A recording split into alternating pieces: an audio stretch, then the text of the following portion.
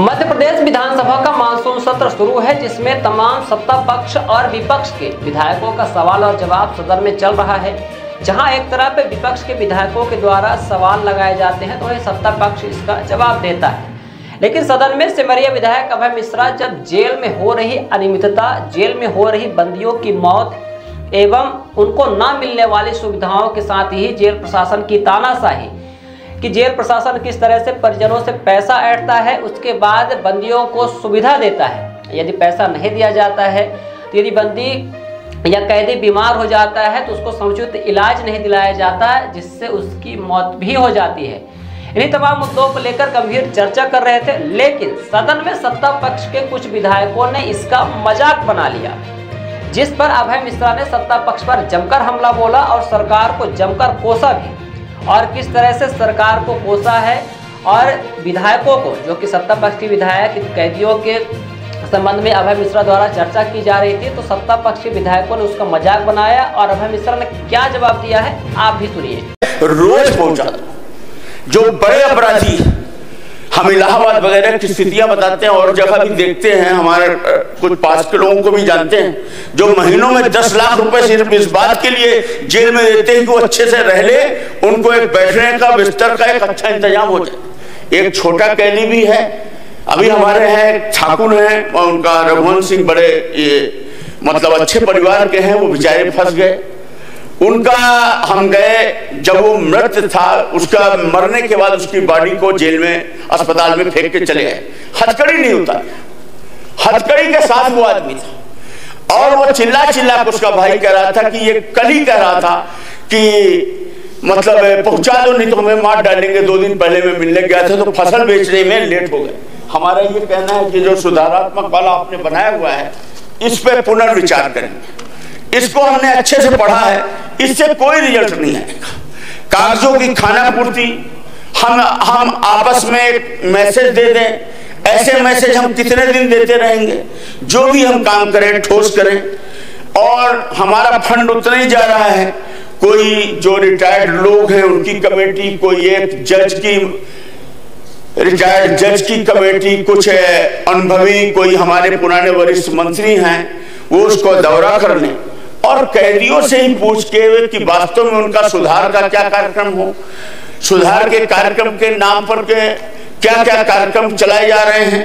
उनके भोजन के लिए इसमें कुछ भी नहीं बताया गया है कि उनके भोजन के लिए अगर सरकार बताती कि इनको केवल इसमें हर चीज का यातना मतलब और कड़ा करेंगे और जान निकाल लेंगे उसकी, यही मैं पढ़ा हूं। इसमें कहीं भी उसको रिलीव या इंसानियत की बात या उसके साथ न्याय की बात का जिक्र नहीं है। मेरा आपसे यही अनुरोध है कि ये वाला जो विधेयक लाया गया है ये मैं अस्वीकार करता हूं। इसलिए नहीं कि मैं पक्ष विपक्ष में बैठा हूं, अगर इसमें कुछ अच्छी चीज होती तो मैं इसमें बताता कि 2-3 बातें इसमें बहुत अच्छी हैं। इसमें जैसे ट्रेनिंग का प्रोग्राम तो दिया हुआ है वो हमें ठीक लगा, लेकिन उसके लिए मद का जिक्र नहीं, उतना मत देंगे भी नहीं। इसमें दूसरा एक प्रोग्राम और अच्छा लगा कि उनको ध्यान योग वगैरह का जो भी है, ये कहने की बातें हैं, हो नहीं पाता।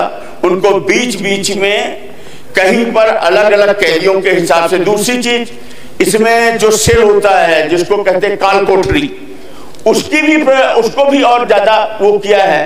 तो मेरा ये कहना है कि जिसके रिश्तेदार जेलों में हैं वही उस दुख को समझ सकता है, आम आदमी नहीं समझता है। तो हमारा ये कहना है कि हम इस विधानसभा में आपसे अनुरोध करते हैं कि इसमें पुनर्विचार करवा कर इसमें एक कमेटी बनवा के एक बार और देख लें, नहीं तो ये हाथ से निकल जाएगा, फिर जो का त्यो फॉर्मेलिटी हो जाएगी।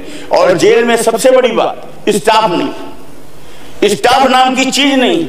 हमारे पास होमगार्ड, एक नया बच्चा IAS IPS बनता है, आप विश्वास करिए 20 से 25 अर्दली उसको मिलते हैं।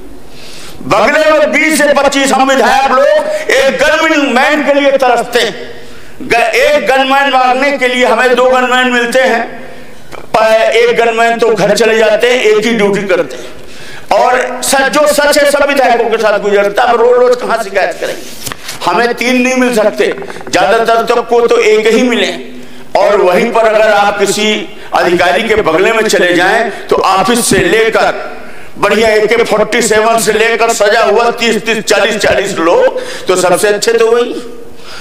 हमें विधानसभा में हम ये देखते हैं कि हमारी उतनी नहीं चलती जितनी यहाँ कर्मचारियों के हम लोग आकर हाथ पैर जोड़ते हैं कि हमारा प्रश्न रिजेक्ट कर देना, भैया हमें अवसर दिए रहे। मतलब ये स्थिति है, जो पुराने जमाने से जमे हुए लोग हैं, कागज तमाम बना हुआ है।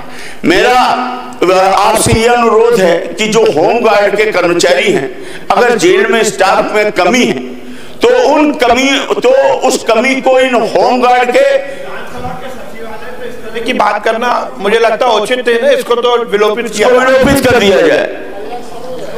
हाँ, इसको विलोपित कर दिया जाए, वो ठीक बात। मैं भी सहमत हूँ। हो गया, मुंह है थोड़ा निकल गया हो, ऐसे मत निकाला करो, यही तो गड़बड़ कर जाते हो आप। अब इसका भी कोई नियम बना दीजिए, सिलने वाला, तो फिर उसको इधर सिल के रखा, खुद ही सिलना पड़ता है। चलिए ठीक है, मैं आपकी राय मानूंगा।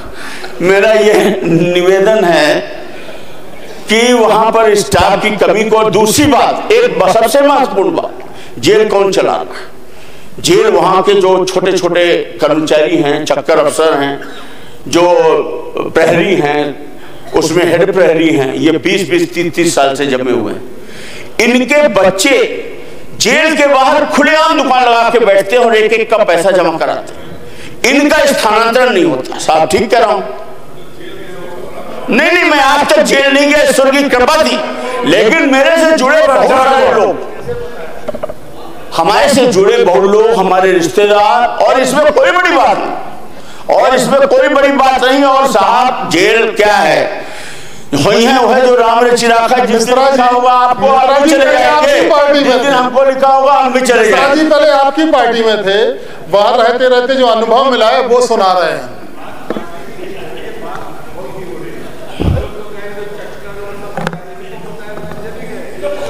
चलिए ठीक है, मेरा ये कहना है कि आप जेल नहीं गए, इसलिए आपका ये कहना है कि जेल के कैदियों में जो प्रताड़ना हो रही है उससे हमसे क्या मतलब? और अगर हम उनके पक्ष में या उनके मानवता के दृष्टिकोण से बात कर रहे हैं तो इसका मतलब कि मैं अपराधी हूँ। आप यही कहना चाह रहे हैं ना? तुलसी सिलावट जी को तो अनुभव है, जेल जाए, पूरा प्रदेश देख रहा है, इमरजेंसी में पूरा प्रदेश देख रहा है।